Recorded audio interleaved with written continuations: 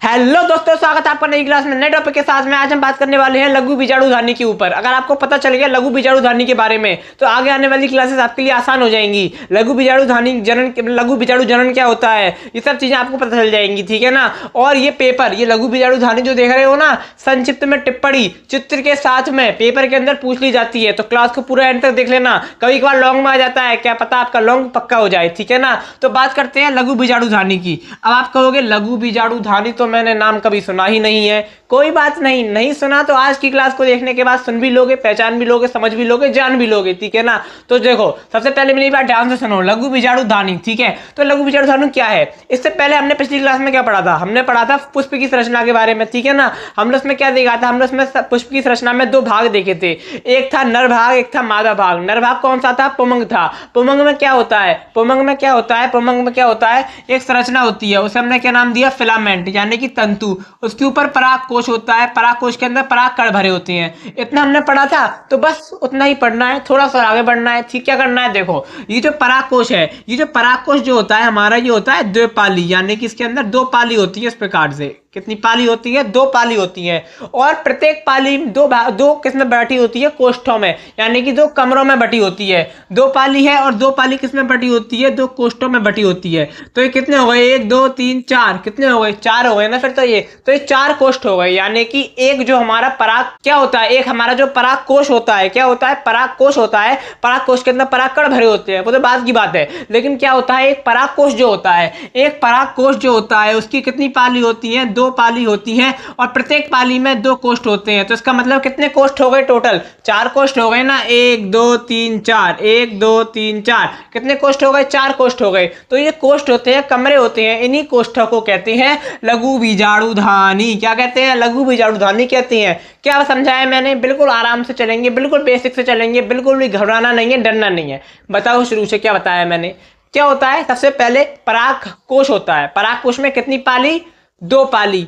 एक पाली में कितने कोष्ठ, दो कोष्ठ। तो टोटल पूरी पराग कोश में कितने कोष्ठ हो गए, चार कोष्ठ हो गए। और उसी कोष्ठ को क्या कहते हैं, लघु बीजाणु धानी कहते हैं। बस इतना सा है, ठीक है। ये होती है लघु बीजाणु धानी। तो लघु बीजाणु धानी एक बेलनाकार संरचना होती है जो प्रत्येक पराग कोश में दोनों सतहों पर होती है, ठीक है ना। इसकी संरचना निम्नलिखित भाग है, इसकी रचना के निम्नलिखित भाग हैं। और इसके भाग कौन कौन से हैं, तो जो हमारा पराग कोश, जो हमारी लघु बीजाणु धानी थी, उसे थोड़ा जूम किया, क्या किया, थोड़ा जूम किया। तो क्या देखा जूम करके, ये देखा जूम करके। अब इसी को समझेंगे, ठीक है। तो ये सबसे बाहर की परत है, ठीक है। परागकण भरे हुए हैं अंदर की साइड, यहाँ पर परागकण भरे हुए हैं अंदर की साइड, जो परागकण है, ठीक है ना। परागकण पर हम धीरे धीरे आएंगे। परागकण भरे हुए हैं अंदर की साइड। सबसे पहले बाहर की साइड देखते हैं क्या है। अरे जब आम खाते हो, आम तो आम का छिलका उतारते हो ना पहले, ठीक उसी प्रकार से इसके बाहर की साइड में क्या है, पहले वो चीजें देखेंगे, ठीक है। सबसे पहले है बाह्य त्वचा। तो बाह्य त्वचा जो है ना, ये आपको दिख रही है, बाह्य त्वचा है। तो बाह्य त्वचा का क्या काम है, तो यहाँ पर लिखा हुआ है, जो बाह्य त्वचा होती है, यह पराग कोश की सबसे बाहरी परत होती है।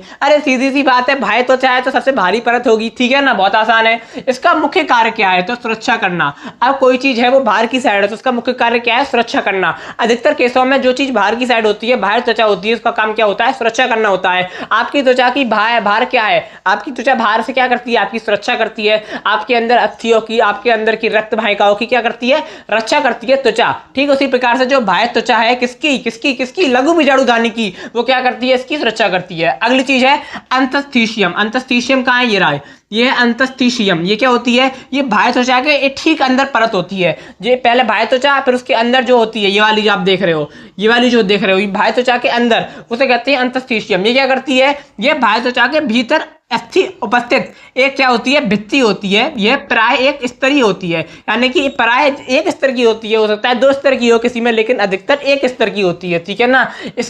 इसकी कोशिकाएं पराग कोश के स्फुटन में मदद करके, यानी कि जब पराग कोश है, स्फुटन का मतलब क्या होता है, फूटना, टूटना, यानी कि जो पराग कोश है, यानी कि जो पराग कोश है, ये टूटेगा। क्यों टूटेगा, क्यों टूटेगा, क्यों टूटने की जरूरत है, अरे इसके अंदर क्या भरे हैं, परागकण भरे हैं। इन परागकणों को अगर टूटेगा तब तो परागकण बाहर निकलेंगे। परागकण बाहर क्यों निकलेंगे, ताकि क्या हो जाए, परागण की क्रिया हो जाए।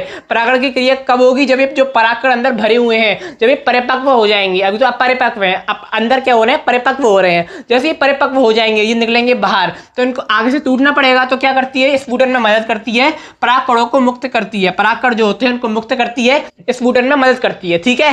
सबसे पहले हमने क्या देखा, बाह्य त्वचा। बाह्य त्वचा क्या करती है, बाह्य त्वचा क्या करती है, सुरक्षा करती है, रक्षा करती है। उसके बाद हमने क्या देखा, अंतस्थिशियम, वो क्या करती है, स्फुटन में मदद करती है ताकि परागकण मुक्त हो सके, ठीक है। अगली हमारी होती है मध्य परत, मध्य परत, ठीक है। तो ये जो लिखी हुई है मध्य परत, ये होती है जो हमारी अंतस्थिशियम है उसके अंदर होती है एक, और उसे कहते हैं मध्य परत। ये क्या करती है, ये पतली कोशिका की बनी एक भित्ति होती है। इसकी कोशिका पतली होती है। इसकी कोशिकाएं प्राय नष्ट होकर बीजाणु जनन ऊतकों को पोषण करती हैं, यानी कि इसकी कोशिकाएं जो होती है अपने आप को नष्ट कर लेती हैं, और नष्ट कर जो बीजाणु जनन ऊतक है उनका क्या करती है, पोषण करती है मेरे भाई, क्या करती है, पोषण।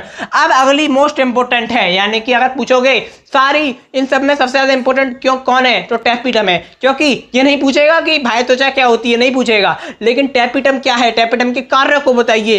पेपर में क्वेश्चन खूब पूछा जाता है, भर भर के पूछा जाता है, इसलिए मैंने यहाँ पर टिक कर दिया है, ठीक है ना। हर एक चीज आपको पढ़ाई जाएगी सीरीज में, किसी भी चीज को नहीं छोड़ा जाएगा, इंपोर्टेंट से इंपोर्टेंट चीज को बताया जाएगा, ठीक है। तो टैपिटम क्या होती है, तो यह सबसे भीतरी हुआ एक विशेष परत होती है, सबसे भीतर की परत। देखो ये रही, ये जो है ना, ये सब टैपिटम है, ये सब क्या है, टैपिटम है। यहाँ पर लिखा हुआ है टैपिटम, यानी कि जो सबसे भीतर की परत है, सबसे भीतर की परत है, उसे क्या कहते हैं, टैपिटम कहते हैं। ये एक विशेष परत होती है। क्यों विशेष होती है, क्योंकि यह विकसित हो रहे परागकणों को पोषण प्रदान करती है। किनको पोषण प्रदान करती है, विकसित हो रहे परागकणों को।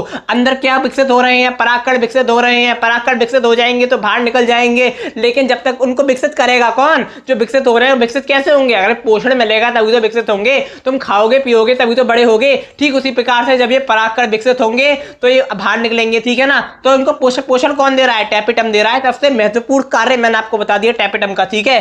ये होती है, अभी कैसी होती है, तो इसकी कोशिकाएं कैसी होती हैं, बड़ी होती हैं, लंबी होती हैं, और कैसी होती हैं, बहुकेंद्र की होती हैं। कैसी होती हैं, बहुकेंद्र की होती हैं। बहु यानी ज्यादा, केंद्र की माने ज्यादा केंद्र वाली होती हैं, ठीक है। अगली चीज आती है इसके कार्य। कार्य इंपोर्टेंट है, कार्य पेपर में पूछे जाते हैं। सबसे पहला कार्य मैंने लिखा है, विकसित हो रहे परागकणों को पोषण प्रदान करना, यानी कि जो परागकण हो रहे हैं विकसित, उनको क्या करना, पोषण प्रदान करना। रट लो, ये कार्य इंपोर्टेंट है, पेपर में क्या पता आ जाए, ठीक है ना, और आता है। अगली चीज है, यह स्पोरोपोलिन नामक पदार्थ का निर्माण करता है, यानी कि जो टैपिटम होता है वो स्पोरोपोलिन। अब स्पोरोपोलिन क्या होता है, तो जो स्पोरोपोलिन नामक पदार्थ होता है ना, वो परागकण जो होते हैं, परागकण, ठीक है। उन परागकणों को, जो परागकण जो होते हैं ना, परागकणों को आगे आने वाली क्लास में पढ़ेंगे, ठीक है। तो उनका जो सबसे भारी परत होती है ना, वो स्पोरोपोलिन की बनी होती है। क्या क्या चीजें होती है, सब पढ़ेंगे, ठीक है, आगे आने वाली क्लास में। अभी इतना समझो, ठीक है।